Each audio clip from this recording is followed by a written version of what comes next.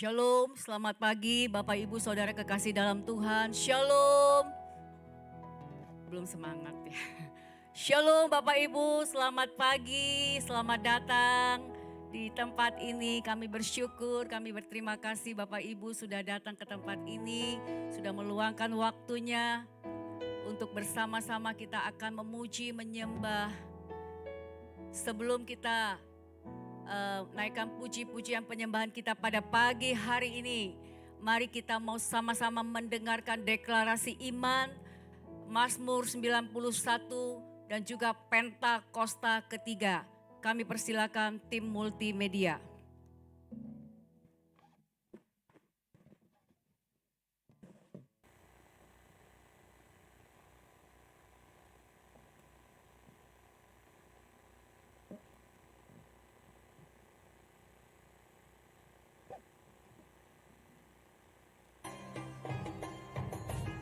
Mazmur 91, dalam lindungan Allah. Orang yang duduk dalam lindungan yang maha tinggi dan bermalam dalam naungan yang maha kuasa akan berkata kepada Tuhan, tempat perlindunganku dan kubu pertahananku, Allahku yang kupercayai. Sungguh dialah yang akan melepaskan engkau dari jerat penangkap burung, dari penyakit sampar yang busuk. Dengan kepaknya ia akan menudungi engkau, di bawah sayapnya engkau akan berlindung. Kesetiaannya ialah perisai dan pagar tembok. Engkau tidak usah takut terhadap kedahsyatan malam, terhadap panah yang terbang di waktu siang, terhadap penyakit sampar yang berjalan di dalam gelap, terhadap penyakit menular yang mengamuk di waktu petang. Walau 1000 orang rebah di sisimu dan 10.000 di sebelah kananmu, tetapi itu tidak akan menimpamu. Engkau hanya menontonnya dengan matamu sendiri dan melihat pembalasan terhadap orang-orang fasik. Sebab Tuhan ialah tempat perlindunganmu, yang maha tinggi telah kau buat tempat perteduhanmu. Malapetaka tidak akan menimpa kamu, dan tulah tidak akan mendekat kepada kemahmu. Sebab malaikat-malaikatnya akan diperintahkannya kepadamu untuk menjaga engkau di segala jalanmu. Mereka akan menatang engkau di atas tangannya, supaya kakimu jangan terantuk pada batu. Singa dan ular tedung akan kau langkahi, engkau akan menginjak anak singa dan ular naga. Sungguh hatinya melekat kepadaku, maka aku akan meluputkannya, aku akan membentenginya, sebab ia mengenal namaku. Bila ia berseru kepadaku, aku akan menjawab, aku akan menyertai dia di dalam kesesakan, aku akan meluputkannya dan memuliakannya. Dengan panjang umur akan kukenyangkan dia dan akan kuperlihatkan kepadanya keselamatan daripadaku. Amin. Shalom, mari kita sama-sama membacakan deklarasi Pentakosta yang ketiga. Pentakosta ketiga adalah pencurahan Roh Kudus yang dahsyat di zaman ini, melebihi yang terjadi di Azusa Street. Pentakosta ketiga akan mengakibatkan penuaian jiwa yang terbesar dan yang terakhir sebelum Tuhan Yesus datang kembali. Pentakosta ketiga akan membangkitkan generasi Yeremia, yaitu anak-anak muda yang dipenuhi Roh Kudus, cinta mati-matian kepada Tuhan Yesus, tidak kompromi terhadap dosa, dan akan bergerak untuk memenangkan jiwa. Pentakosta ketiga lahir di Indonesia dan bergerak ke bangsa-bangsa. Gerakan ini dari timur ke barat dan akan kembali ke Yerusalem. Pentakosta ketiga akan memberikan kuasa untuk menyelesaikan amanat agung, dan setelah itu Tuhan Yesus datang kembali. Amin. Shalom saudara. Setelah menerima Tuhan Yesus sebagai Tuhan dan Juru Selamat dalam hidup ini, firman Tuhan memberikan janji bahwa kita pasti diselamatkan. Kita dipindahkan dari dalam kegelapan ke dalam terang Tuhan yang ajaib. Perubahan status tersebut menuntut suatu perubahan dalam hidup setiap kita. Dari yang semula kita bebas untuk melakukan apapun sekehendak kita, sekarang kita perlu hidup kudus sesuai dengan kehendak Tuhan kita. Dalam Voice of Pentecost kali ini, kita akan bahas mengenai hidup kudus, mungkinkah? Setelah menjadi Kristen, umumnya orang-orang sudah tahu bahwa mereka tidak boleh lagi hidup dalam dosa. Dengan kata lain, harus hidup kudus. Permasalahannya, seringkali dalam benak setiap kita, menjalani hidup kudus berarti tidak boleh melakukan ini, tidak boleh melakukan itu, harus ini, dan harus itu. yang daripadanya dapat dibuat satu list yang panjang dengan suatu pemikiran bahwa jika kita penuhi list tersebut, maka kita akan menjadi kudus dan berkenan pada Tuhan. Tidak ada yang salah dengan membuat daftar perintah dan larangan seperti itu, asal berdasarkan pada firman Tuhan. Orang pun perlu mengambil tindakan untuk menunjukkan imannya. Namun, tanpa disadari, hal ini mungkin menjadi sebuah penanda bahwa orang itu terlalu fokus dengan apa yang dia bisa dan harus lakukan. Dalam istilah Alkitab, ini disebut dengan mengandalkan kekuatan sendiri. Berusaha hidup kudus dengan mengandalkan kekuatan sendiri adalah paradigma lama yang salah. Jika demikian, bagaimana seharusnya kita hidup kudus? 1 Petrus 1 ayat yang ke-16 berkata, "Kuduslah kamu, sebab aku, Tuhan, kudus." Dalam ayat-ayat sebelumnya, Rasul Petrus mengingatkan tentang apa yang Allah Bapa telah lakukan bagi setiap orang percaya di dalam Kristus, yaitu melahirkan mereka kembali untuk menerima suatu bagian yang tidak dapat cemar. Jadi, perintah untuk hidup kudus bisa dilakukan karena Allah telah terlebih dahulu menguduskan kita. Inilah paradigma yang benar. Orang dengan paradigma lama akan berkata dalam hatinya, betapa sulitnya hidup kudus dan betapa gampangnya berbuat dosa. Sebaliknya, orang dengan paradigma baru akan berkata, saya ini orang yang sudah dikuduskan. Karenanya saya mencintai dan memilih perbuatan yang kudus. Perhatikan bahwa hal ini bukan berarti hidup kudus bisa dilakukan secara otomatis tanpa upaya atau perjuangan kita sama sekali. Kita tetap perlu berusaha melakukan perintah Tuhan. Kita tetap perlu dengan tegas menolak perbuatan dosa. Tetapi ada perbedaan besar antara upaya hidup kudus yang dilakukan dengan kekuatan sendiri dengan upaya yang dilakukan dengan kesadaran bahwa seseorang telah dikuduskan. Ada kisah nyata yang bisa menggambarkan kebenaran ini. I.L. Nommensen, atau yang lebih dikenal sebagai Opung Nommensen, datang ke Sumatera di abad ke-19 untuk memberitakan Injil kepada suku-suku Batak. Suatu ketika, seorang kepala suku menyambut Nommensen dan berkata, "Anda punya waktu 2 tahun untuk mempelajari adat kami dan meyakinkan kami bahwa Anda membawa pesan yang layak untuk kami dengar." Lalu, setelah 2 tahun berlalu, si kepala suku bertanya kepada Nommensen, bagaimana kekristenan berbeda dari aturan moral dan tradisi yang mereka anut. "Kami sudah tahu apa yang benar," ucap si kepala suku. "Kami juga memiliki hukum-hukum yang melarang kami mencuri atau mengambil istri sesama ataupun berbohong." Nommensen menjawab, "Itu benar adanya. Tetapi Allahku memberikan kemampuan untuk menaati hukum-hukum tersebut." Hal ini mengejutkan si kepala suku. "Bisakah engkau mengajari orang-orangku untuk hidup lebih baik?" "Tidak, saya tidak bisa," jawab Nommensen. "Tapi kalau mereka menerima Yesus Kristus, Allah akan memberikan mereka kekuatan untuk melakukan apa yang benar." Si kepala suku kemudian mengundang Nommensen untuk tinggal selama 6 bulan lagi. Dalam kurun waktu itu, Nommensen memberitakan Injil dan mengajar orang-orang di kampung tentang bagaimana Roh Kudus bekerja dalam kehidupan orang Kristen. "Kamu boleh tinggal selama yang kamu suka," ujar si kepala suku. "Agamamu lebih baik dari agama kami, karena Allahmu berjalan bersama manusia dan memberikan mereka kekuatan untuk melakukan hal-hal yang ia minta." Haleluya! Paradigma yang baru tentang apa yang Allah telah lakukan untuk kita menentukan apa yang akan kita kerjakan dalam hidup ini. Hal ini sesuai dengan yang dikatakan Dr. Stephen J. Lawson, "A high view of God leads to high worship and holy living, but a low view of God leads to trivial worship and low living." Yang berarti, pandangan yang tinggi tentang Allah akan menghasilkan penyembahan yang tinggi dan kehidupan yang kudus. Tetapi pandangan yang rendah tentang Allah akan menghasilkan penyembahan yang pura-pura dan kehidupan bermoral rendah. Saudara, untuk penjelasan lebih lengkapnya dari tim teologi kami, silakan klik link yang ada di atas atau scan QR Code yang tersedia. Tuhan Yesus memberkati. Haleluya. Tepuk tangan bagi Tuhan Yesus. Sebelum kita mulai ibadah, mari kita bersama satukan hati kita berdoa. Kami bersyukur, kami berterima kasih buat pagi hari yang indah ini Tuhan. Kami datang membawa hati kami merendahkan diri di hadapan Engkau. Dan kami siap untuk memuji, menyembah di dalam roh dan kebenaran-Mu. Roh Allah, roh Tuhan, roh kudus yang memimpin kami di dalam puji-pujian kami, penyembahan kami dari awal, pertengahan sampai akhirnya. Biar pengurapan-Mu turun atas setiap kami, lawatan Tuhan atas setiap kami. Dalam nama Tuhan Yesus, kami siap memuji, menyembah Tuhan. Mari sama-sama katakan amin. Haleluya.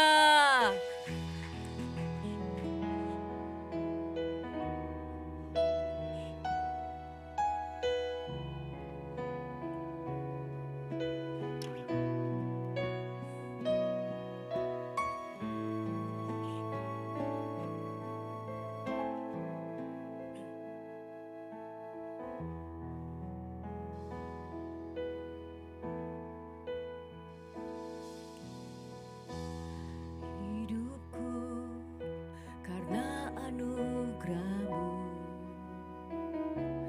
hidupku karena kasih-Mu. Kaulah semua kehidupanku. Amin.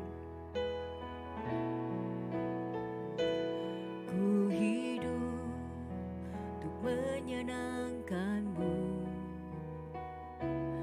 Ku hidup untuk karena kasih-Mu.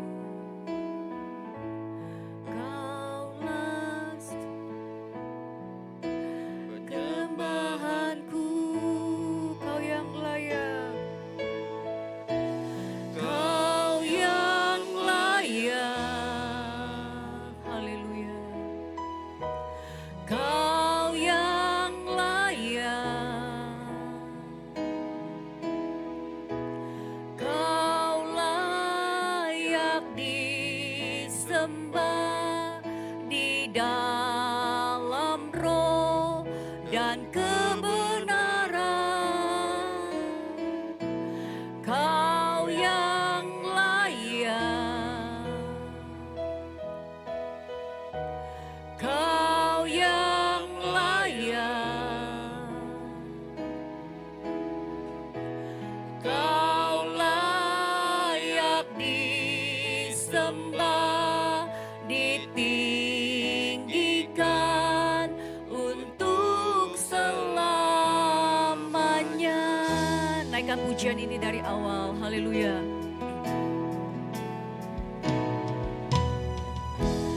Hidupku karena anugerah-Mu.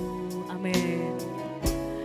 Hidupku karena kasih-Mu. Kaulah kehidupanku.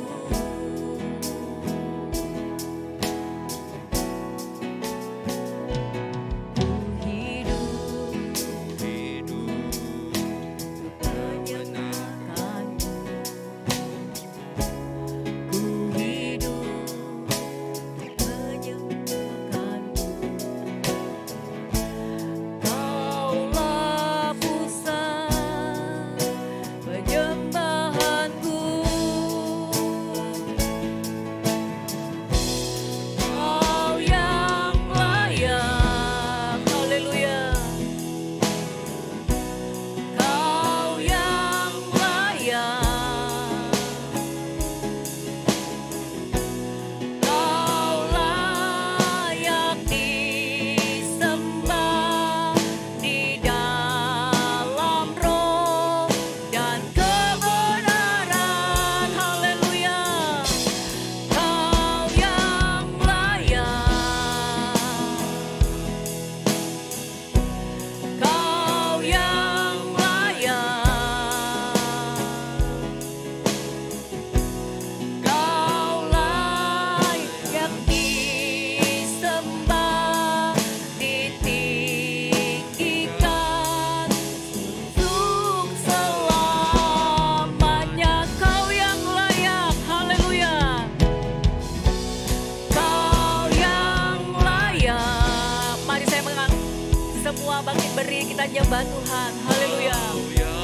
Layak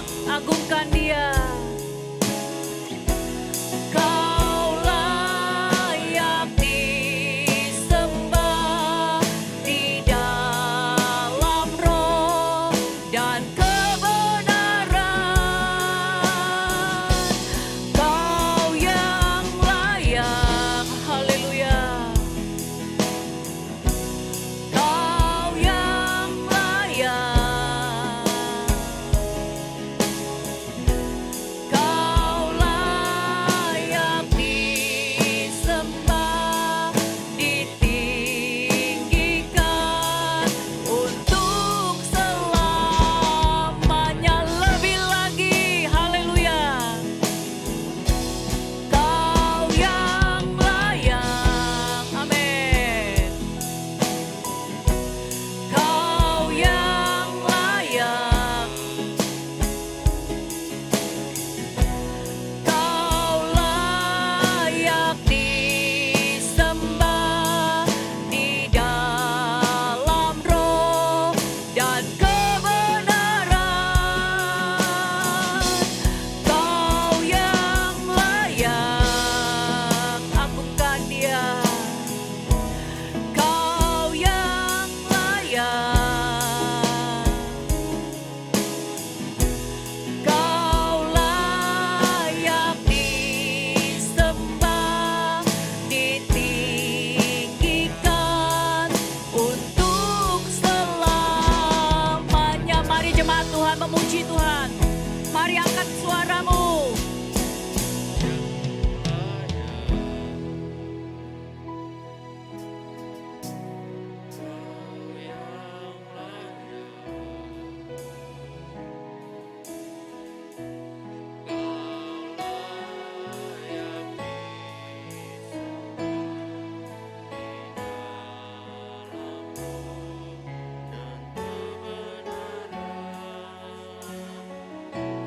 Kau yang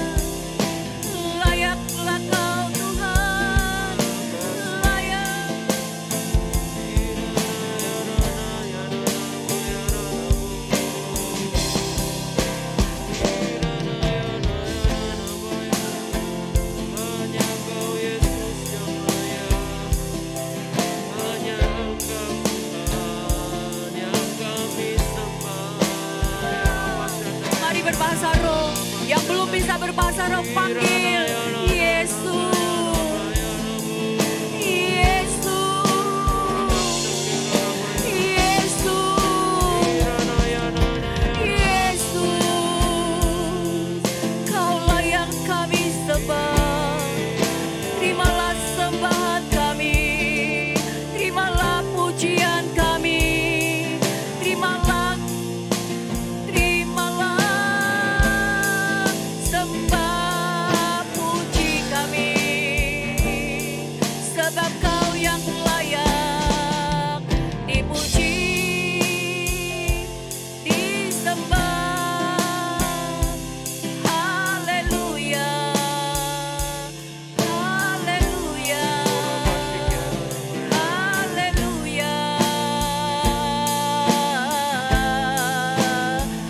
Shiana Makarabaya Rabaya Rabaya Shiana Makarabaya Rase Uramata Karabaya Rashiana Makarabaya Rashiana Makarabaya Rabarashira Rabo Hiana Rabo Rashiana Makarabaya Rasikina Rabo. Haleluya, haleluya.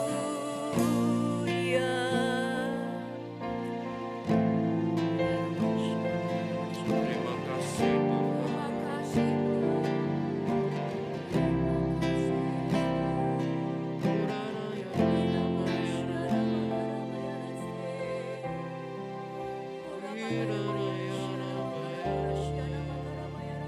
hanya Kau Yesus, hanya Kau.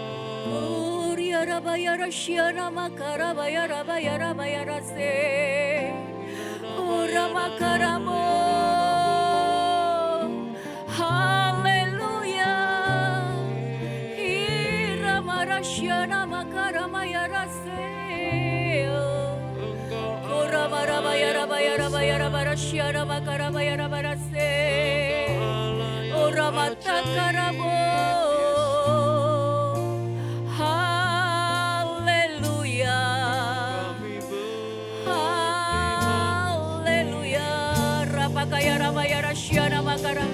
Jangan berdiam diri, angkat suaramu yang belum bisa berbahasa roh, panggil Yesus, Yesus, Yesus. Jamah jemaatmu Tuhan, jamah Tuhan Yesus.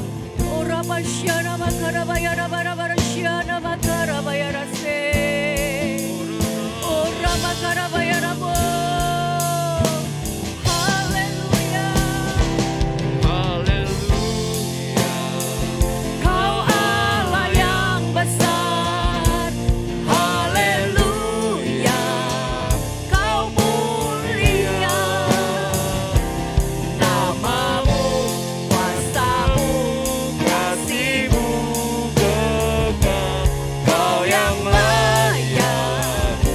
Tinggi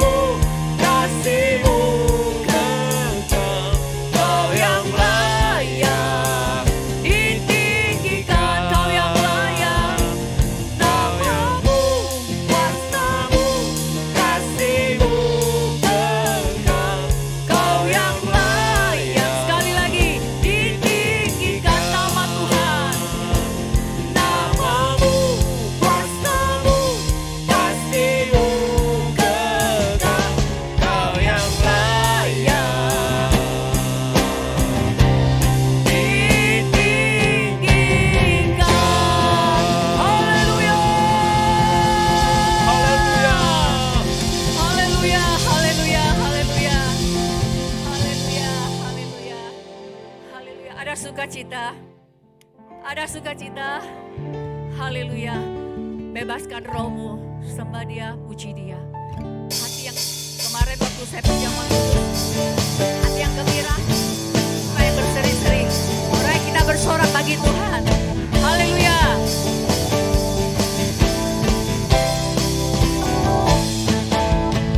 Segala puji syukur hanya bagimu Tuhan.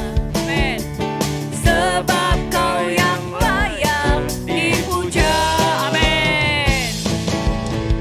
Kami mau bersorak, Tinggikan namamu. Haleluya. Sekali lagi dengan semangat. Segala puji syukur hanya bagimu Tuhan. Sebab kau yang layak dipuja, hanya Engkau Yesus. Kami mau bersorak, tinggikan namamu. Haleluya. Bersoraklah. Soraklah, haleluya. Soraklah, haleluya. Haleluya, haleluya. Soraklah, haleluya. Soraklah, haleluya. Haleluya. Segala puji syukur hanya bagimu Tuhan. Amin. Sebab kau yang layak dipuja. Kami memujamu Yesus. Kami mau bersorak, tinggikan namamu. Sekali lagi, haleluya. Segala puji syukur hanya bagimu Tuhan. Sebab kau yang layak dipuja. Kami memujamu. Kami mau bersorak, tinggikan namamu. Angkat tanganmu, bersorak, haleluya. soraklah, haleluya. Soraklah, haleluya. Haleluya. Haleluya. Soraklah, Haleluya, soraklah, haleluya. Haleluya.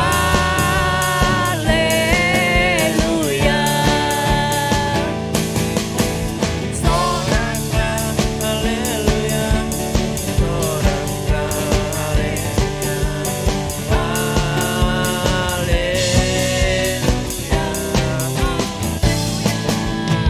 soraklah, haleluya, soraklah, haleluya. Haleluya.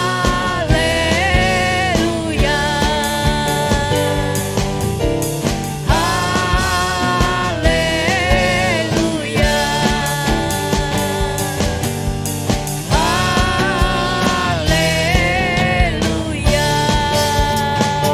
Haleluya. Haleluya. Haleluya. Haleluya. Haleluya. Haleluya. Siapkan hatimu. Jikalau sebentar Tuhan, kami siapkan roh kami, tubuh, jiwa, dan untuk menerima kebenaran firman Tuhan. Kami siapkan telinga kami Tuhan, telinga seorang murid untuk menerima kebenaran firman-Mu Tuhan Yesus. Ketika kami menerima kebenaran-Mu, kami mau melakukannya Tuhan. Dengan pertolongan Roh Kudus yang memampukan kami dari hari ke hari. Itulah yang Kau mau dari hidup kami Tuhan Yesus. Terima kasih Tuhan. Angkat pujian ini dengan segenap hatimu.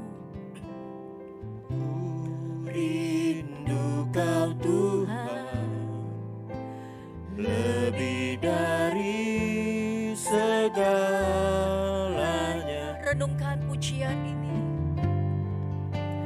Ku cinta Kau Yesus,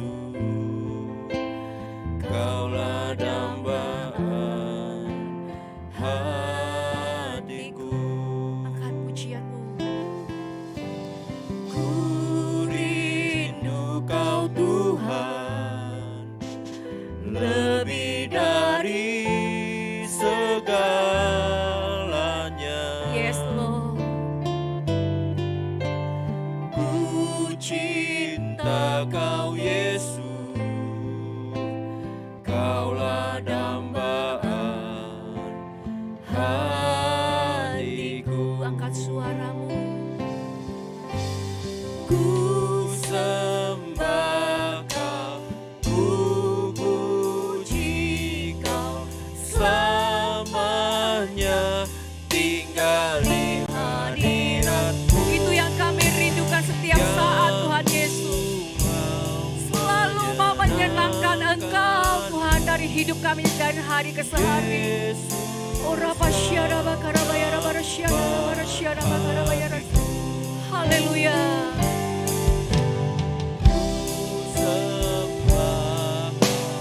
Ku puji Kau, selamanya tinggal di hadirat-Mu. Yang ku mau menyenangkan-Mu. Yesus, Kau dambaan hatiku.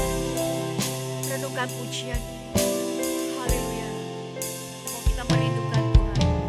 Ku rindu Kau Tuhan, lebih dari segalanya. Amin. Ku cinta Kau Yesus, Kaulah dambaan sekali lagi.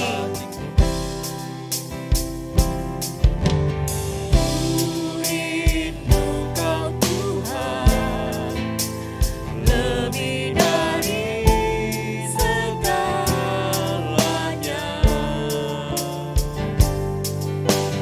Ku cinta Kau Yesus, Kaulah dambaan hatiku. Angkat suaramu.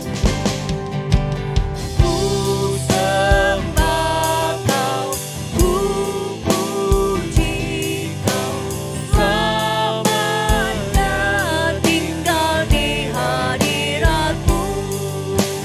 Yang ku mau menyenangkan-Mu.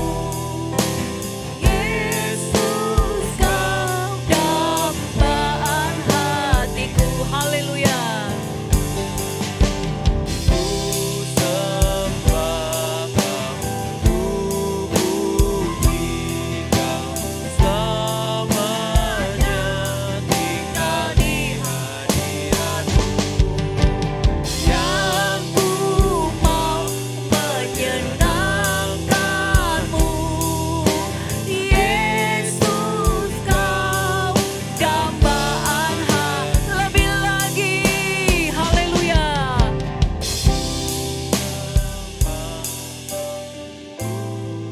Puji Kau, selamanya tinggal di hadirat-Mu. Hadirat-Mu, yang ku mau menyenangkan-Mu.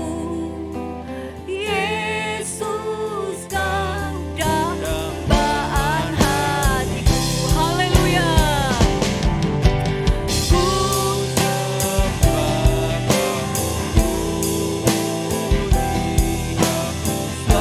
Selamanya tinggal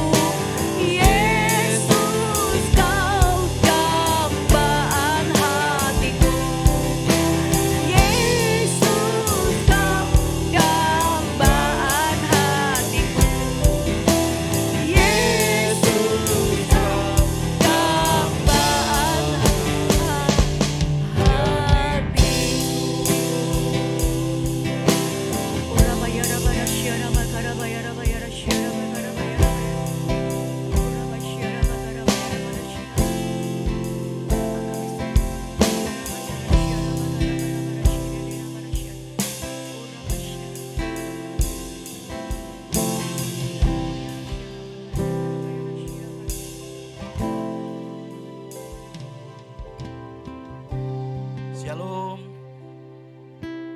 Sahabat terkasih Tuhan, luar biasa pada pagi hari ini. Kita semua boleh hadir di tempat ini, boleh memuji, memuliakan Tuhan. Saya buka ini gak apa-apa ya. Susah ngomongnya kalau pakai masker. Dan saya bersyukur pada pagi hari ini, Tuhan masih menempatkan saya, memilih saya untuk melayani. Orang seperti saya sebenarnya tidak layak untuk berdiri di tempat ini untuk melayani. Tapi Tuhan memilih orang-orang yang bodoh, tidak berpengalaman, tidak punya apa-apa. Tapi Tuhan memilih kita untuk melayani. Saya percaya di sini kita semua dipilih untuk melayani. Saya dapatkan satu perkataan yang cantik saya katakan ya. Karena ini pengalaman hidup saya. Jadi saya rangkaikan satu kata yaitu dari pertobatan ya. Coba kita tampilkan, bukan? Yang saya WA tadi. Ya. Ini kita boleh baca bersama, santai ya bacanya. Ya. 1, 2, 3. Pertobatan membawa perubahan. Perubahan membawa dampak, dari dampak membawa kerinduan untuk melayani. Melayani diberkati untuk memberkati. Amin. Yakin? Beri kemuliaan pada Tuhan. Saya mau ceritakan situ sebelum duduk. Saya mau ceritakan sedikit sebelum kita masuk dalam doa. Kenapa saya katakan itu pertobatan membawa dampak? Kalau kita sudah bertobat terima Tuhan, kita pasti membawa dampak pada sekitar kita. Keluarga kita, siapapun orangnya. Jadi waktu membawa perubahan. Waktu perubahan membawa satu dampak bagi teman-teman kita, saudara kita. Mungkin kita ngumpul yang tidak jelas, akhirnya kita kembali pada ngumpul orang yang benar dan mau berubah. Itu terjadi. Dan waktu kita satu dampak membawa satu kerinduan yang besar buat kita yaitu melayani. Waktu itu saya melayani keluarga saya memulai dari Yerusalem. Dan waktu saya melayani dan Tuhan memberkati hidup saya. Dan saya menjadi berkat bagi orang lain. Itulah kehidupan kita. Terima kasih, mari kita berdoa. Terima kasih buat pagi hari ini Tuhan. Kami mengucap syukur Engkau begitu baik Tuhan buat pagi hari ini. Dan pagi hari ini Tuhan kami sudah memuji muliakan Engkau ya Bapa. Dan pagi hari ini juga kami mau mendengar suara-Mu. Biarlah berbicara pada kami semua ya Bapa. Kami mempersiapkan hati kami yang paling dalam. Seperti gelas kosong untuk diisi penuh pada pagi hari ini. Dan kami pulang boleh membawa berkat firman-Mu Bapa. Itu menjadi kekuatan bagi kehidupan kami untuk melangkah demi langkah dalam hidup kami. Terima kasih Bapa, berkati kami semua di tempat ini. Dan hamba-Mu yang menyampaikan firman ini, tidak ada apa-apanya Tuhan. Sembunyikan hamba di belakang salib-Mu. Biarlah Engkau yang berbicara Tuhan. Apa yang dibutuhkan saat ini kami semua boleh mendengar dengan baik. Dan kami boleh menerima dengan sukacita. Hanya dalam nama Yesus kami sudah menerima dan kita sama-sama berkatakan amin. Tuhan memberkati semua. Haleluya, silakan duduk. Pada pagi hari ini saya menyampaikan satu berita firman Tuhan.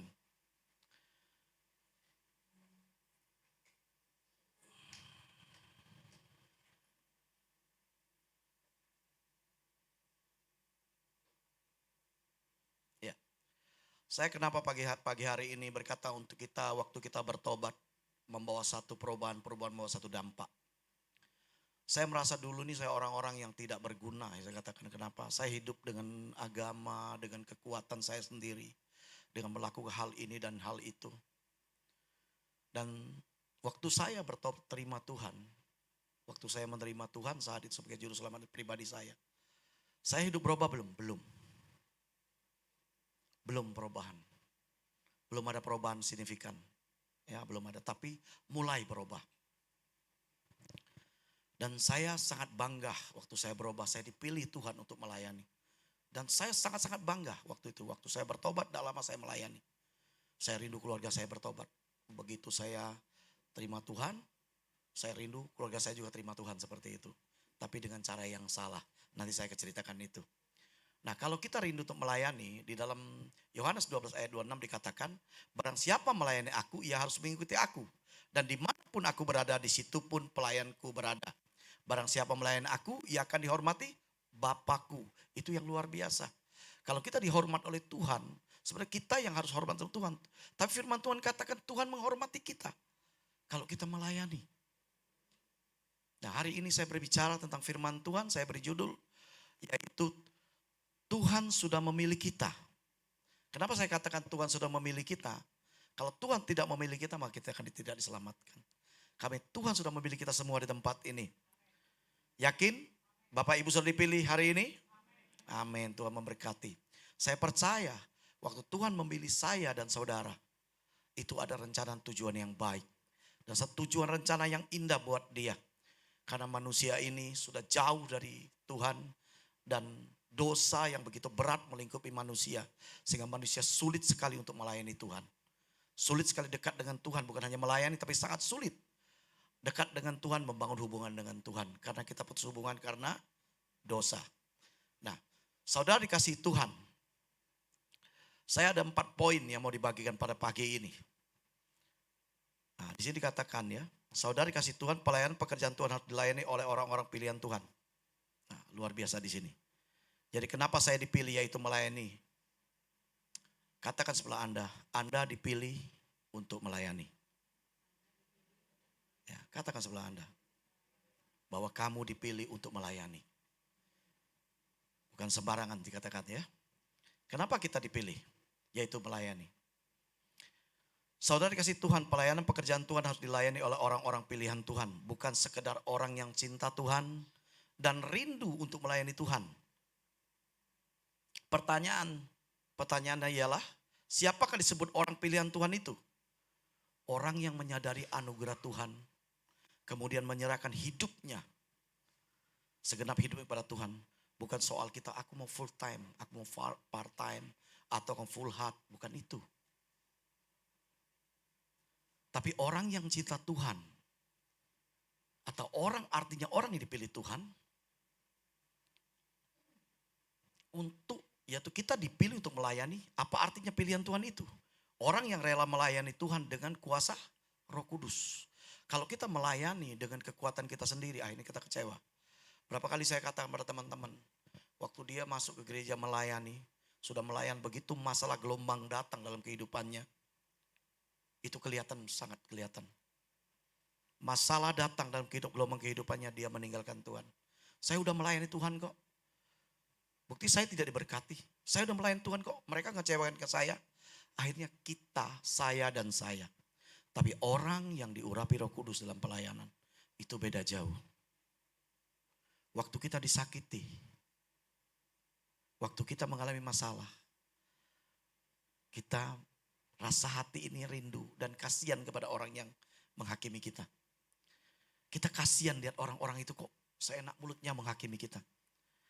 Kita malah berdoa dan mengampuni dia. Itu yang melayani dengan pimpinan Roh Kudus. Contoh, ini satu contoh gini.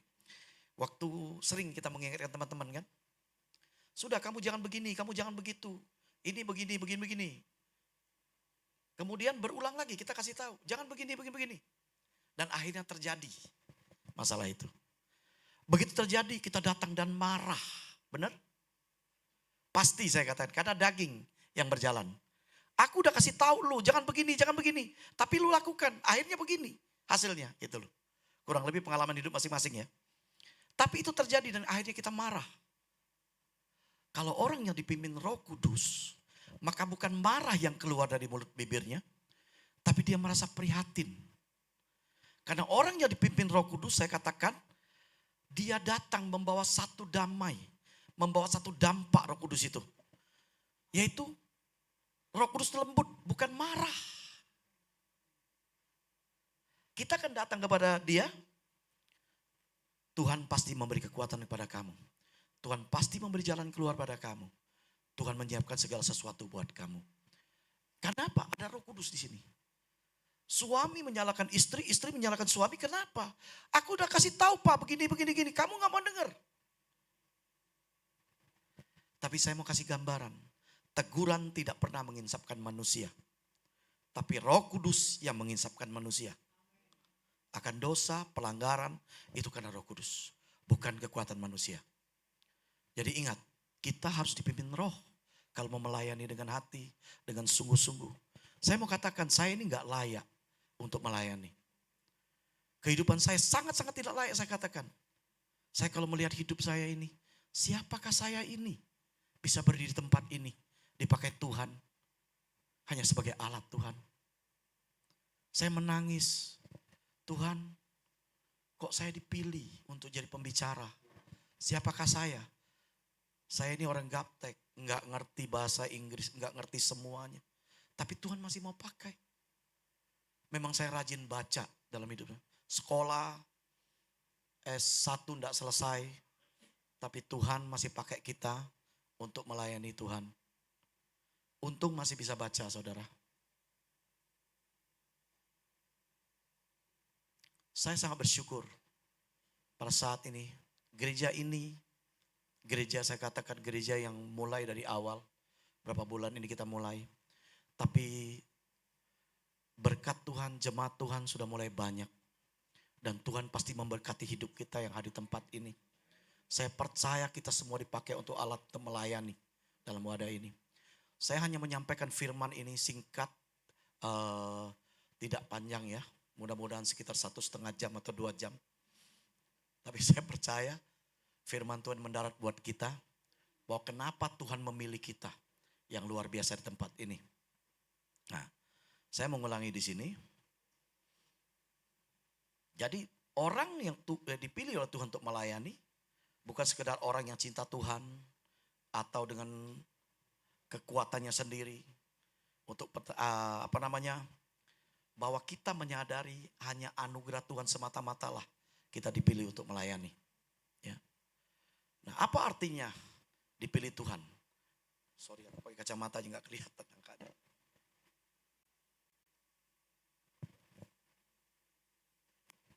Artinya dipilih Tuhan, artinya dimanapun kita berada untuk melayani, apa artinya pilihan Tuhan? Orang yang rela melayani Tuhan dengan urapan Roh Kudus, bukan dengan kekuatan sendiri. Yang mau diatur, dipimpin oleh Roh Kudus, tidak bersaing dengan siapapun, tidak iri hati, dengan siapapun tidak takut, dan tidak gentar dengan siapapun. Nah, mari kita buka Alkitab kita dalam firman Tuhan. Aku minta salah satu dibacakan ya firman Tuhan ini.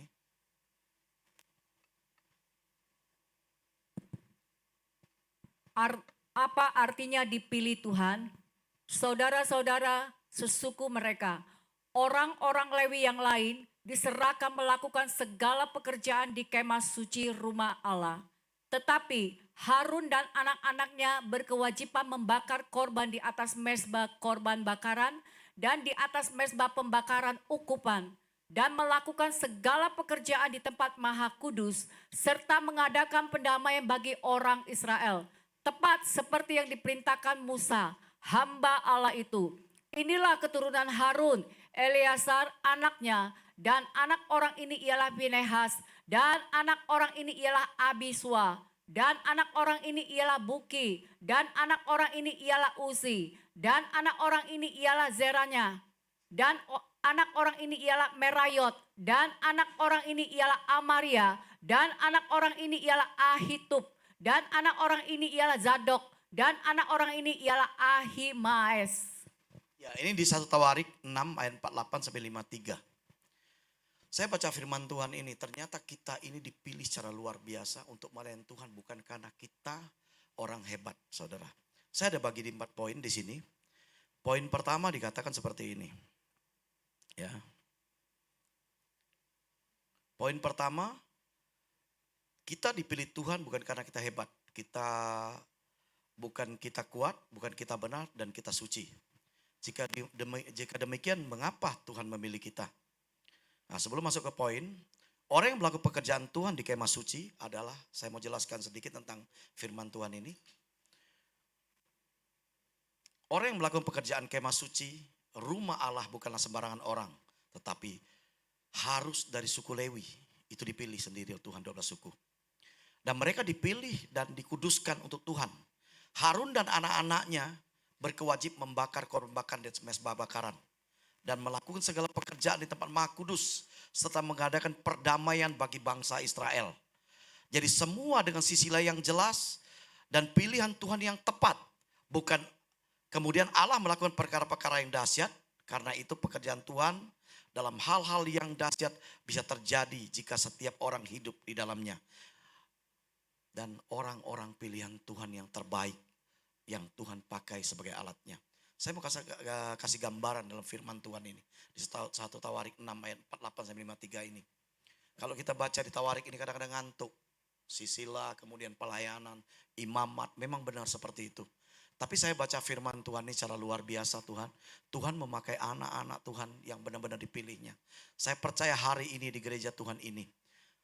Kita semua dipilih Tuhan untuk melayani. Ya dong, kita dipilih bukan sembarangan orang. Tapi Tuhan mau melakukan sesuatu yang dahsyat buat kita. Tuhan akan melakukan terobosan-terobosan buat kita. Karena Tuhan tahu hidup kita ini siapa dan kita semua ini siapa. Tuhan sangat tahu dan sangat memahami. Nah, di poin pertama seperti ini. Jika demikian tuh mengapa Tuhan memilih kita? Poin pertama dikatakan kita tidak memiliki harapan.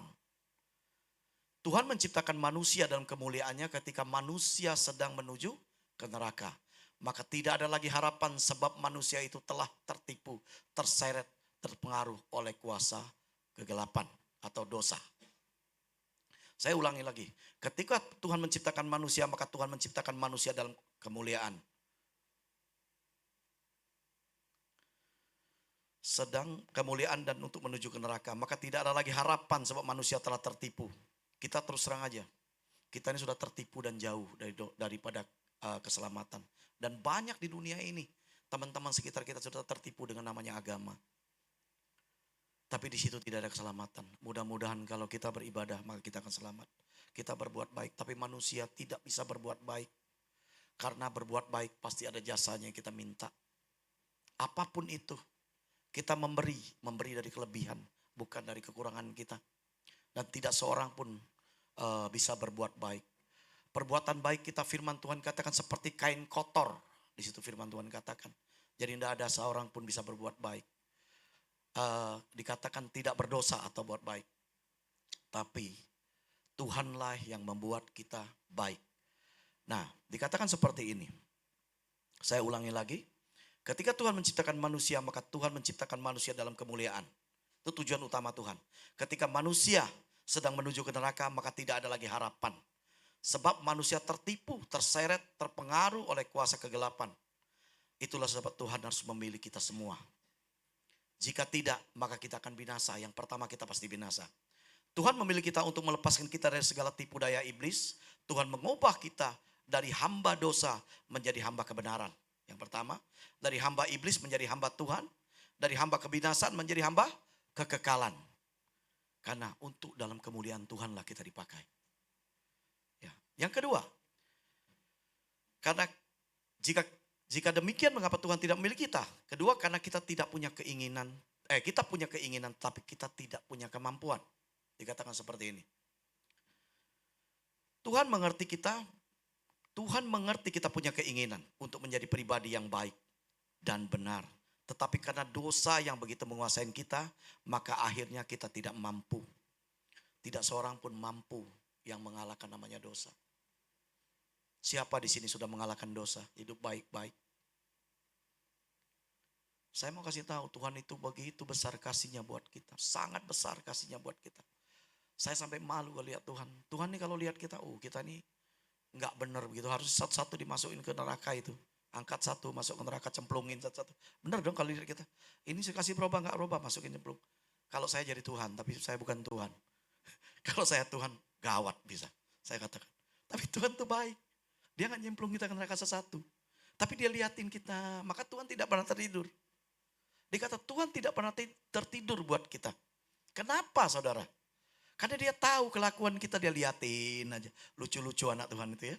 Sudah tahu benar, masih salah. Udah dinaikin dari lumpur, jatuh lagi ke lubang yang sama. Benar gak kira-kira? Ada yang merasa seperti itu? Saya nggak tahu ya, masing-masing pilihan kita. Tapi saya bilang Tuhan itu baik. Dia lucu-lucu, maka dia tidak pernah tertidur dari kita. Liatin aja gitu loh. Liatin kita, lucu-lucu kita ini. Tapi kalau Tuhan itu pemarah, habis kita semua. Karena Tuhan itu maha kasih, maka dia liatin kita aja. Oh ini Pak Pojo kok begini ya, udah begini, lari lagi ke sana, tarik lagi, kayak anak kecil. Tahu anak kecil lari ke dapur, udah tahu api, masih juga dicetek-cetek gitu main-main. Akhirnya begitu kebakar baru teriak-teriak nangis kan. Nah Tuhan perbaikin lagi, dibalut lagi lukanya. Baik nggak Tuhan? Sangat baik. Yang nakal siapa? Ya kita-kita inilah. Tapi kita mau belajar berubah hari ini. Amin. Kita bisa berubah hari ini karena Tuhan, bukan karena kita. Tadi Voice mengatakan bahwa perubahan itu bukan karena kita, tapi karena Roh Kudus. Karena Tuhan memimpin kita satu perubahan terjadi. Sampai di mana kita tadi? Jadi saya ulangi yang kedua tadi ya. Tuhan mengerti kita bahwa kita punya keinginan yang menjadi pribadi yang baik dan benar. Tetapi karena dosa yang begitu menguasai kita, maka akhirnya kita tidak mampu. Itu sebabnya Allah mengirim Kristus buat kita. Allah memberikan Roh Kudusnya buat kita supaya kita diangkat dan dipilih dan dimampukan sehingga dapat menjadi seperti kata Paulus. Kesanggupan kami adalah pekerjaan Allah. Jadi kita sanggup bukan karena kekuatan kita.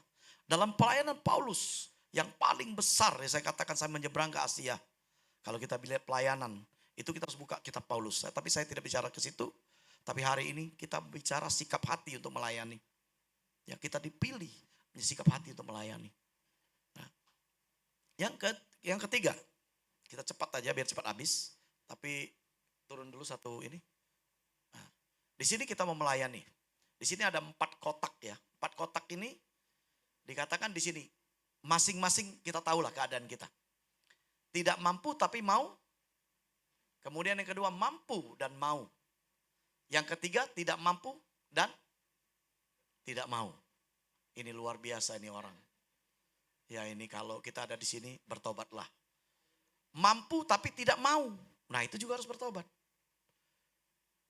Kita punya karunia talenta kita. Mau nggak talenta kita dicabut? Kalau kita tidak mau melayani. Punya mulut cuma ngomong injili susah. Ya saya kasih tahu itu akan terjadi. Jadi jangan sampai terlambat. Kalau kita udah mengot sebelah mau ngomong udah terlambat. Beritakan Injil udah gak bisa ngomong. Sudah begitu. Ya, terlambat. Tapi lagi mampu inilah. Mungkin saya katakan kalau saya ada di kotak pertama. Saya merasa tidak mampu Tuhan. Saya butuh Tuhan. Tapi saya mau melayani Tuhan. Nah kita masing-masing di tempat ini. Berkeyakinan bahwa ada Tuhan di tempat ini. Nah perubahan terjadi buat kita. Kita ambil ayat terakhir. Kemudian yang bagian ketiga. Ketiga. Jika demikian mengapa Tuhan memilih kita? Nah dikatakan seperti ini. Karena apa? Sini. Karena kasihnya. Karena dia mengasihi kita dengan kasih yang tidak terbatas. Yang pertama. Karena kasihnya dia memilih kita. Allah memilih kita bukan karena kita pantas untuk dipilih. Tetapi karena kasih dan kemurahannya. Itulah sebabnya tidak ada seorang pun yang dapat berkata, hidup saya tidak benar. Hidup saya sudah hancur. Nah ini saya katakan, ini yang terjadi. Saya bagaimana mau melayani Tuhan? Saya ini siapa? Saya ini udah hancur. Ini mau cerita pengalaman hidup. Saya turun naik Pak. Pertama saya bertobat, saya gak kesaksian tentang pertobatan saya pertama. Yaitu Tuhan sembuhkan dari mukjizat yang tidak mungkin menjadi mungkin. Itu nanti saya ceritakan. Tapi waktu saya bertobat, Tuhan angkat kembali. Berkat kehidupan saya ada bodoh-bodoh, iman bodoh-bodoh. Jadi saya berdoa Tuhan kasih, saya berdoa Tuhan kasih. Memang Tuhan kasih susu benar buat anak yang tidak mengerti. Doanya sembarangan. Tapi Tuhan berkati. Dan waktu saya pertama bertobat saya rindu untuk melayani. Jadi saya pergi ke keluarga saya cerita tentang Yesus. Yang pertama saya pasti kena marah. Ada ke keluarga waktu Anda bertobat, lalu ke keluarga Anda tidak kena marah, pasti kena marah saya katakan. Saya dimarah oleh cece saya paling gede. Saya kan waktu bertobat, saya lepasin semua altar yang saya sembayangin mama kan gitu loh. Itu yang pertama sekali saya dimarahin habis-habisan. Saya putus hubungan sama kamu bukan adik saya. Kita sudah gak ada saudara lagi. Itu terjadi. Itu kakak saya tertua, perempuan. Oh saya berdoa Tuhan, tolong selamatkan dia. Kalau tidak selamatkan dia dengan caramu Tuhan sehingga dia diselamatkan. Itu iman pertama saya. Karena saya juga gak ngerti doa. Jadi doa Tuhan tolong beli sesuatu buat dia. Kalau saya dikasih sakit, kasih sakitlah di sana. Supaya dia bertobat. Itu saya gak mengerti cara doa. supaya dia cari Tuhan dan dia disembuhkan Tuhan, seperti itu. Sampai gitu loh doanya orang supaya dia diselamatkan. Itu sebenarnya salah konsepnya. Tapi karena tidak mengertian saya, ya, sehingga saya berdoanya yang salah. Akhirnya saya datang tempat dia jualan itu ya, dia jual makanan. Warung nasi lah ya. Waktu itu warung pindang, saya duduk di situ. Dia nggak mau lihat muka saya, dia cuek-cuek aja. Jadi ngapain tuh orang makan di sini? Kasih tahu yang rewangnya dia masak itu. Saya bilang nggak apa-apa, saya mau makan aja makan. Tapi saya tetap datang. Kata orang muka tembok, ya muka tembok. Ya muka tembok 1000, yang penting saya rindu dia diselamatkan. Saya datang, Cece, apa kabar? Tinggalin. Gitu aja, terus. Tapi dia ngoceh-ngoceh itu. Ngoceh-ngoceh. Dianggap saya udah gak ada saudara dan putus hubungan. Tapi hari demi hari saya datang, saya berdoa.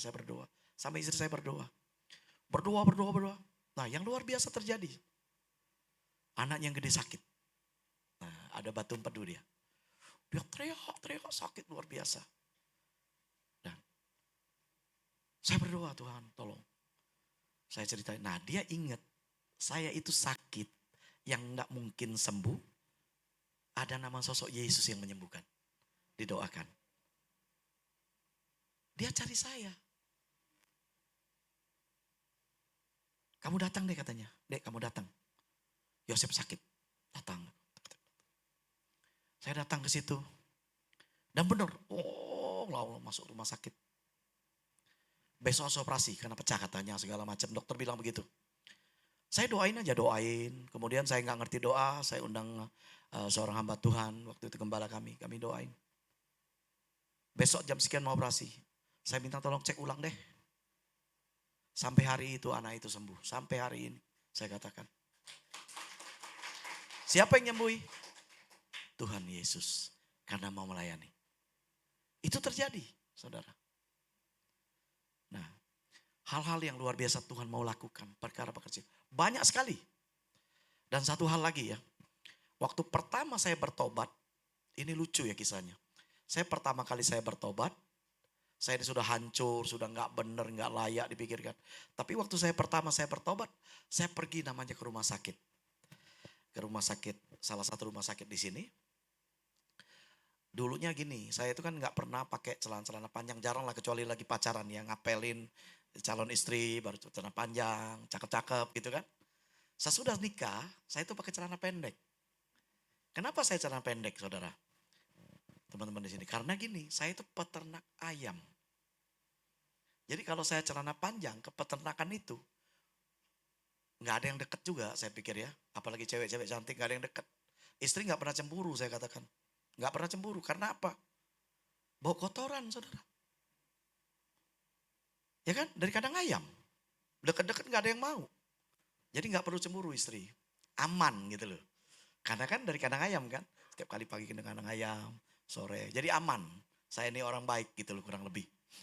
Kurang lebih. Untung mengaku ya. Akhirnya dari kandang ayam itu saya pulang. Ya jadi pulang. Kemudian saya pakai rapi-rapi. Nggak pernah lah tangan-tangan panjang kecuali nikah gitu loh ya. Tangan panjang, kancing, bawa Alkitab gede-gede. Dan nggak pernah dibaca itu Alkitab. Orang bertobatnya baru 2 minggu. Belum ngerti itu Alkitab. Ceritanya apa, rumit banget gitu loh. Ya gitulah. Nah jadi rumit banget saya pikir baca Alkitab itu pusing masih. Jadi saya bawa Alkitab. Karena salah satu keluarga saya itu, keluarga dari istri saya itu sakit. Sakit di rumah sakit kanker otak. Jadi kami doain, kami pergi doain. Waktu saya doain, ya saya berdoa di situ, saya nggak ngerti doa. Saya hanya lihat caranya gembala kami katakan, suruh dia terima Tuhan dulu. Ya dong, panggil dia doain terima Tuhan. Nah, dia ngajarin Tuhan Yesus masuk dalam hati saya persis seperti saya waktu sakit saya begitu juga. Saya terima dia. Nah kita doain. Nah saya kan nggak ngerti doa saudara. Saya hanya ngerti bahasa ayam. Dan saya tidak ngerti bahasa doa. Akhirnya saya berdoa seadanya. Nah tapi itu gembala saya yang memimpin. Suatu hari saya datang terlambat. Karena gembala saya itu on time sekali. Jam sekian jam, saya sangat salut sama dia. Dan saya sangat menghargai waktu. Memang dia sangat menghargai waktu. Jadi waktu dia ke rumah sakit itu, saya nyusul ke rumah sakit. Ternyata dia nggak ada, dia melayani tempat lain. Saya naik, saya bingung mau doain lagi. Gimana cara doain ya kira-kira? Saya nggak ngerti doa. Lalu itu suster tarik saya. Pak Pendeta kan bawa Alkitab gede-gede. Tapi nggak dibaca. Pak Pendeta. Ya, aku bilang bingung, salah orang ini. Suster, bukan. Ya dapat sini Pak Pendeta. Kasihan nih orang ini. Masuklah di ruangan ICU ya. Udah pasang selang, pasang apa. Itu masih ruangan lama, belum ruangan baru rumah sakit itu. Jadi saya masuk di situ, itu pas jam kunjungan. Jam 5, kurang setengah 6 sore. Ini orang tolong doain. Supaya bagaimana dia jalan. Sudah hampir 18 hari. Dan sangat mahal harganya. Tempelan ICU itu. Saya bawa kakak ipar saya. Akhirnya kakak ipar saya juga ikut bertobat. Jadi saya ini di ICU itu lucu juga saya doanya. Saya liatin ibu ini, gimana cara doanya. Saya juga bingung saudara. Cuman terus terang saya nangis. Tuhan saya disembuhkan. Bisa gak ibu disembuhkan Tuhan? Bisa gak ya kira-kira Tuhan? Saya hanya begitu berarti. Tapi kesaking saya nangisnya. Ya, saya gini. Saya pegang ibu itu punya baju itu. Tuhan tolong gitu aja. Sembuhin dia Tuhan, sembuhin. Gitu. Jadi orang pada bingung, ini pendeta kerasukan apa kemasukan gitu loh. Kan begitu. Tuhan tolong, Tuhan sembuhin Tuhan. Itu yang besuk, sebelah mereka kan jam besuk itu. Pada liatin. Ini orang kenapa ya gitu kurang lebih kan. Apa ini keluarganya. Tapi kulitnya beda gitu loh. Dan didoain orang Jawa. Yang ngedoain setengah China setengah ini gitu loh. Kan lain gitu loh mukanya. Doa saya goncang-goncang ibu tuh. Soalnya air mata saya turun. Ini angka 11 turun 11.101 turun semua. Saking sedihnya saya lihat ibu itu. Tuhan sembuhkan. Ibu terima Tuhan ya, panggil Tuhan Yesus, panggil Tuhan. Cuman itu yang saya bisa katakan. Nah saya lihat kanan kiri orang pada liatin saya. Saya malu. Malu saya. Lap-lap muka langsung keluar. Ya dong. Karena waktunya sudah pas itu. Keluar. Kemudian saya datang lagi. Untuk yang kedua. Seminggu kemudian saya datang. Ya, saya datang. Mau doain lagi ke keluarga tadi. Datang kunjungan kan. Aktif kunjungan. Ya, nama saya itu memang aktif kunjungan. Kalau Anda sikat itulah jadi nama saya. Jadi aktif kunjungan itu nama asli saya. Jadi saya kunjungan lagi ke rumah sakit itu. Saking rindunya. Nah, waktu saya masuk belum sampai ke tempat masuk kamar pasien. Saya ditarik oleh suster. Pak, Bapak dipanggil. Mati saya bilang kali ini gue. Benar-benar mati deh. Siapa lagi mau didoain seperti ini? Aku bilang kan. Kan suster tuh ninggalin saya di situ. Sama dengan jorokin kita. Lalu suster tuh pergi kan. Nah kita doa. Dia gak dengar sih doa kita apa. Kalau dia tahu lain kali gak dipanggil kan seperti itu. Dipanggil kita Pak. Dipanggil lagi ke ruang. Dipanggil. Tapi ternyata begitu dipanggil. Ke tempat ibu tadi yang kemarin. Ibu itu duduk di pinggir ranjang kakinya di bawah. Dia pindah kamar sudah. Saudara dikasih Tuhan bukan saya yang menyembuhkan. Tapi Tuhan yang menyembuhkan. Dan kakak ipar saya bertobat. Itu terjadi. Saya katakan. Doa yang bodoh-bodoh. Iman yang bodoh-bodoh yang tidak ngerti. Tapi karena dasarnya kekuatan Tuhan yang ada dalam hidup kita. Kita mau melayani di situ. Dan Tuhan nyatakan itu. Tapi jangan pikir saya doain sembuh semua, enggak. Banyak mati juga. Ya, banyak pulang ke surga saya antarin gitu loh. Jadi jangan cari saya Pak, Bapak doa kesembuhan. Enggak. Karena yang sembuhkan bukan saya, Tuhan ya ingat. Tuhan yang menyembuhkan. Itu kenyataan hidup. Nah kenapa Tuhan memilih kita? Pertanyaan ke situ kan. Karena Tuhan sayang sama kita. Saya ini terus terang gugup di tempat ini. Saya terus terang saya katakan, saya ketiga kalinya saya berdiri di portable ini. Saya bingung mau ngomong apa pada saudara. Tapi Tuhan isi terus firman Tuhan ke kita.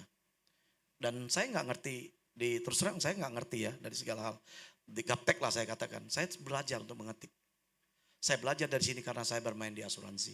Sehingga saya bisa ngetik, sudah mulai buka dikit-dikit. Walaupun sangat sedikit, mungkin 0,0005% gitu loh. Untuk belajar dari apa namanya elektronik ini. Tapi saya percaya Tuhan akan pakai kita semua sebagai alat yang luar biasa. Nah, di poin ketiga tadi, karena Tuhan mengasihi kita dengan kasih yang tidak terbatas. Karena kasihnya dia memilih kita. Allah memilih kita bukan karena kita pantas untuk dipilih, tapi karena kasih dan kemurahannya. Itu sebabnya tidak seorang pun dapat berkata, hidup saya sudah tidak benar, hidup saya sudah hancur. Sebab kasih Tuhan tidak terbatas, asal kita mau mendengarkan suaranya. Mau bertobat yang pertama, berbalik dari jalan-jalan yang jahat, maka dia menerima kita apa adanya dan siap melakukan hal-hal luar biasa buat hidup saya dan saudara. Yakin Tuhan mau lakukan sesuatu buat saudara dan saya? Nah, kita pasti diberkati. Dan ke poin keempat. Nah, sebelum penutup ya, kira-kira ini jam berapa ini? Kayaknya 1,5 jam lagi lah. Poin keempat dikatakan begini. Jika demikian mengapa Tuhan memilih kita? Ya, keempat. Tuhan rindu mengangkat kita dari kesalahan dan kebodohan kita. Tuhan rindu untuk mengembalikan kita lagi kepada rancangan yang semula, yaitu anak-anak kerajaan Allah yang dikasihinya.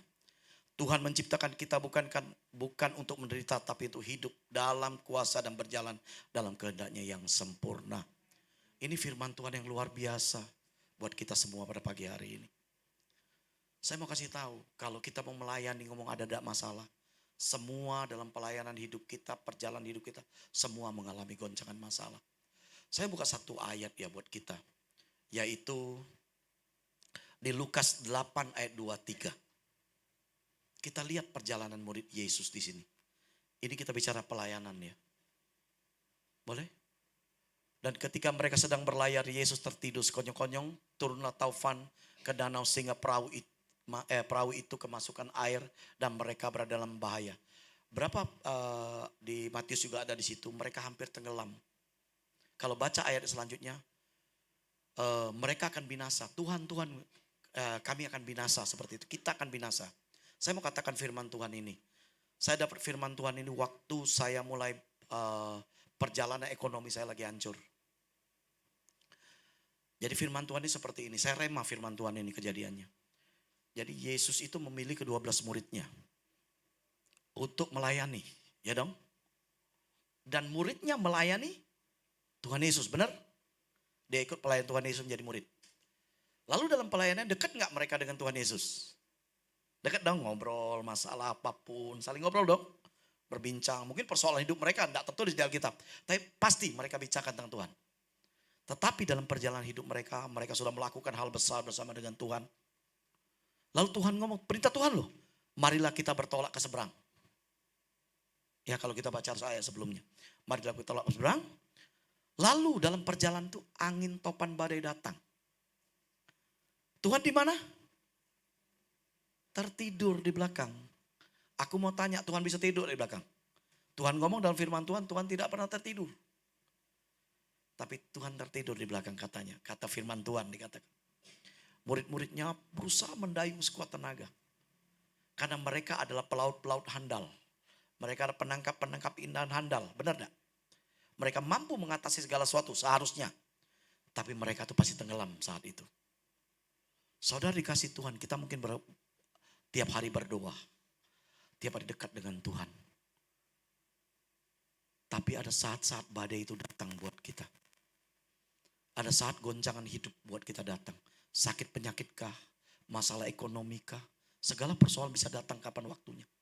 Kita bisa bayangkan Yesus yang memerintahkan muridnya turun ke perahu dan menyeberang. Di tengah jalan mengalami badai. Nah kenapa murid-murid berkata, Guru kita akan binasa.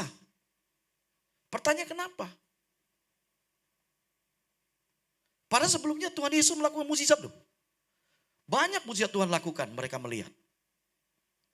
Karena kita mengandalkan kekuatan kita sendiri. Muridnya mendayung dengan kekuatan sendiri.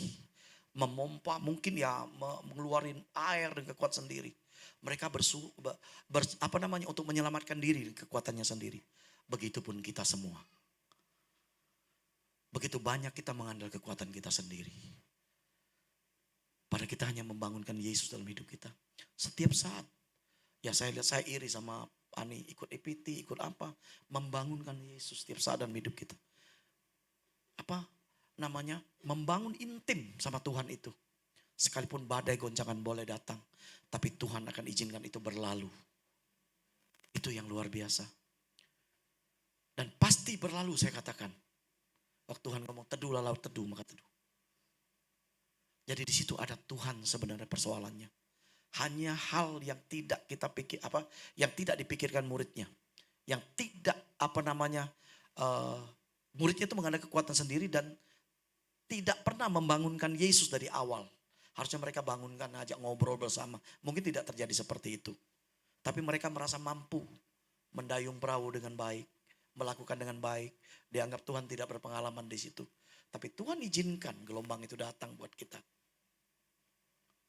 Jadi jangan andalkan kekuatan kita sendiri.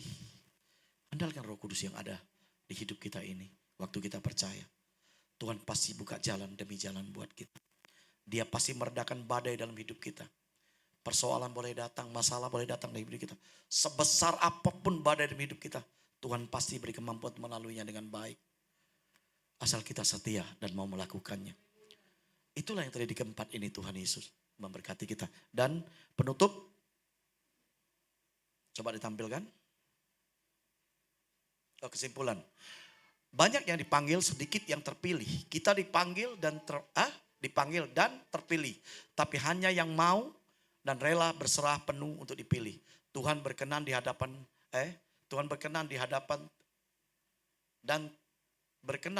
Tuhan untuk melayani. Sorry, ini mata saya kurang jelas ini. Saya baca di sini aja. Kesimpulan,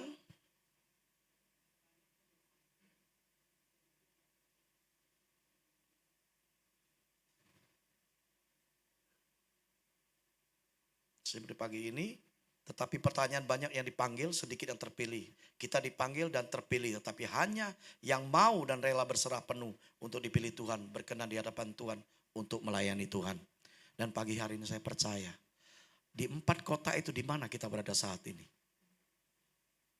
Saya mau tantang saudara, saya orang bodoh ini berdiri di tempat ini, mau dipakai Tuhan. Saya orang bodoh melangkah ke Caritas yang tidak mengerti namanya Alkitab. Saya mau melakukan. Saya tidak mengerti apa-apa. Hanya bau kotoran ayam saya mau bawa itu kitab. Datang ke tempat orang-orang yang memerlukan. Berapa banyak saudara di sini tempat ini mau melakukan pelayanan. Saya percaya di tempat ini kita butuh singer, butuh orang-orang untuk melayani tempat ini. Saya percaya kita semua dipakai Tuhan untuk sebagai alat.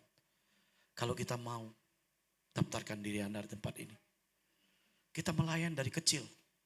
Kita mau melihat berkat Tuhan yang besar buat kita. Tapi kita tidak mau melayani.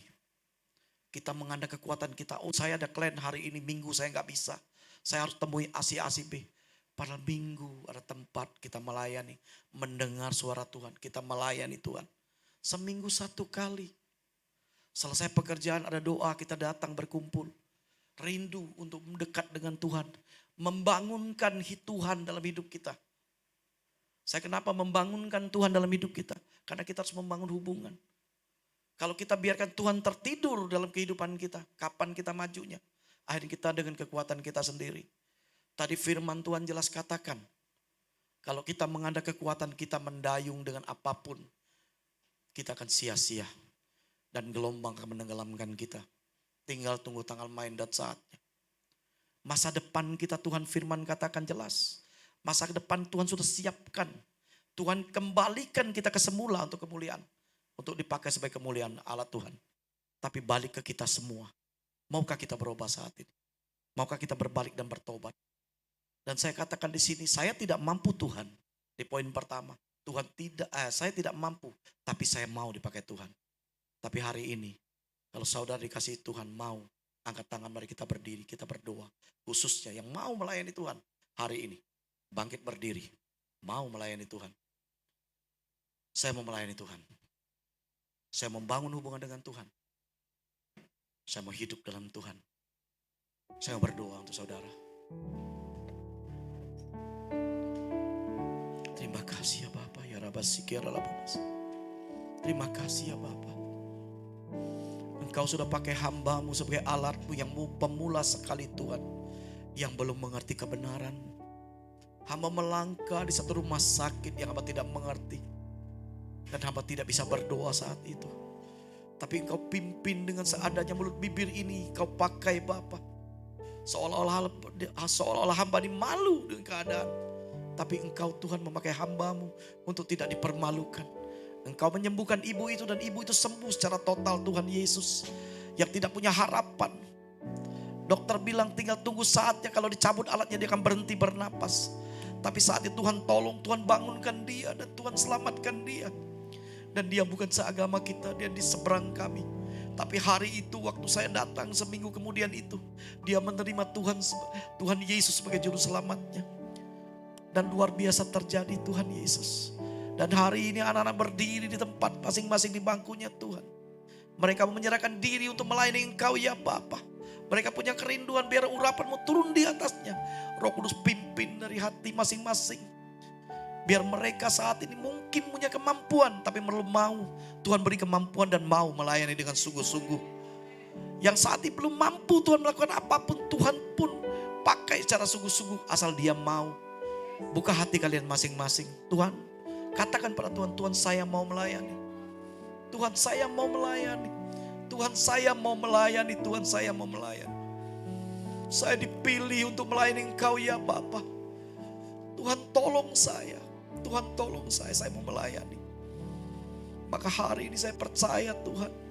Apapun persoalan hidup saudara, ada Tuhan di samping saudara. Jangan buat tidur, jangan biarkan Tuhan tertidur. Tapi bangun hidup Anda dengan Tuhan setiap hari. Setiap saat 24 jam dalam hidup Anda. Bangun Tuhan dalam hidup Anda.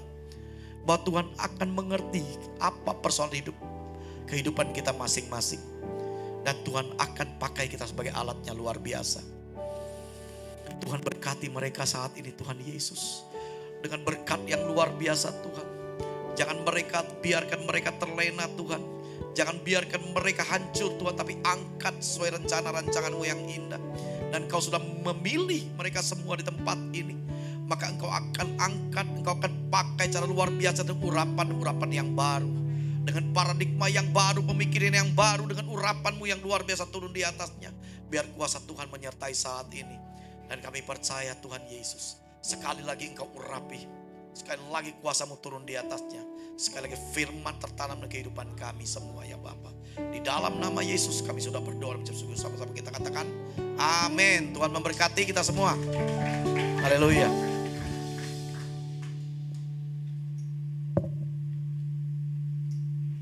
Haleluya.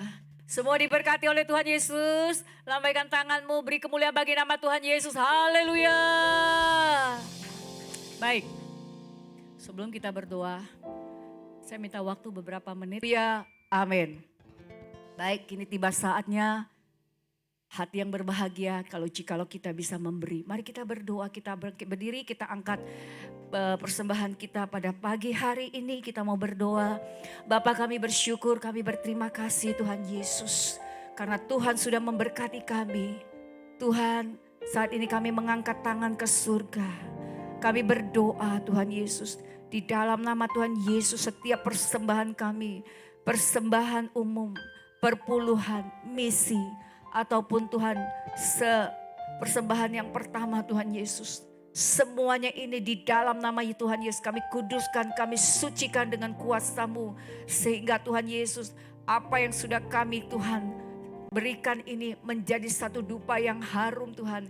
Perlipat gandaan terjadi di dalam nama Tuhan Yesus. Berkati anak-anak generasi Yeremia yang masih sekolah yang sudah belajar memberi Tuhan. Berkati Tuhan.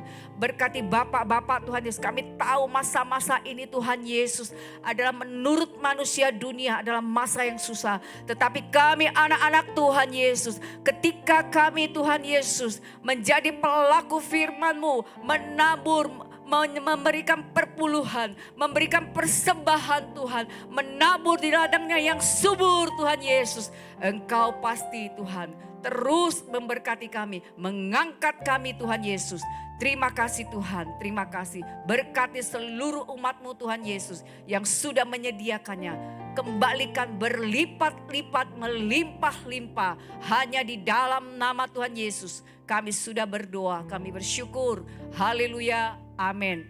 Bapak Ibu Saudara kekasih dalam Tuhan, persembahan ini dapat ditaruhkan nanti ketika pulang dari sini yang ada di sebelah kanan depan, kiri, di kotak yang sudah tersedia. Silakan duduk kembali.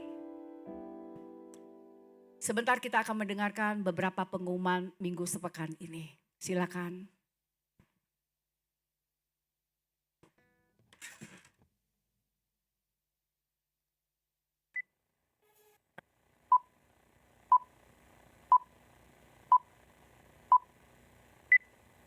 Shalom Jemaat Tuhan, inilah Weekly News MS Palembang.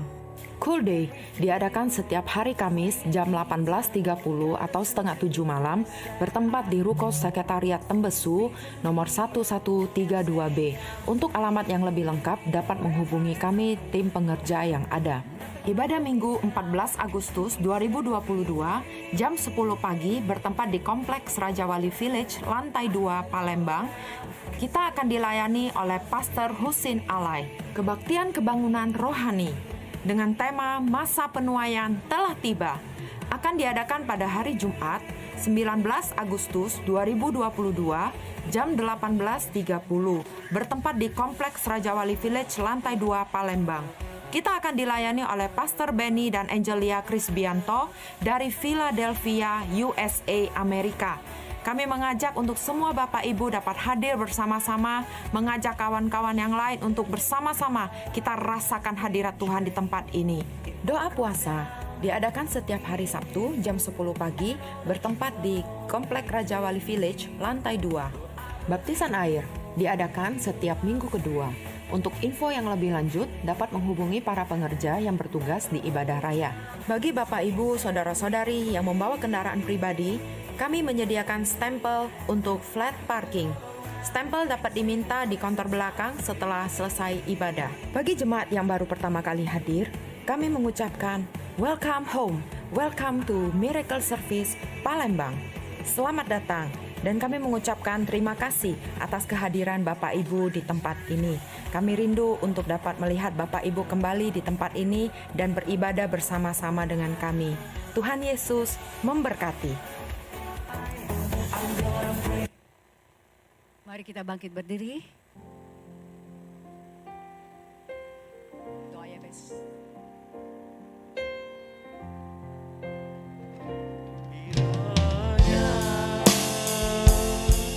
Engkau memberkati aku berlimpah-limpah dan memperluas daerahku. Amin. Dan kiranya tanganmu menyertai aku dan melindungi aku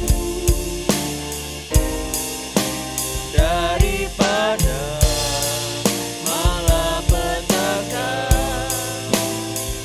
sehingga kesakitan tidak menimpa. Sekali lagi.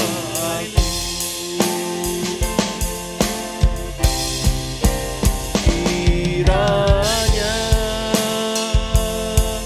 Engkau memberkati aku berlimpah-limpah dan memperluas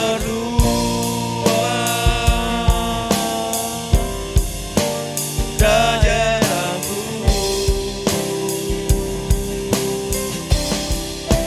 Dan kiranya tanganmu menyertai aku dan melindungi aku daripada malapetaka, sehingga kesakitan tidak menimpa aku, sehingga kesakitan tidak menimpa aku. Jemaat dikasih Tuhan, angkatlah tanganmu. Sekiranya damai sejahtera Tuhan dan berkat dari Allah Bapa, penyertaan dan Roh Kudus menyertai kita senantiasa, dan pengurapannya dari Roh Kudus senantiasa menyertai kita sampai kesudahan zaman. Sama-sama kita katakan amin. Tuhan memberkati.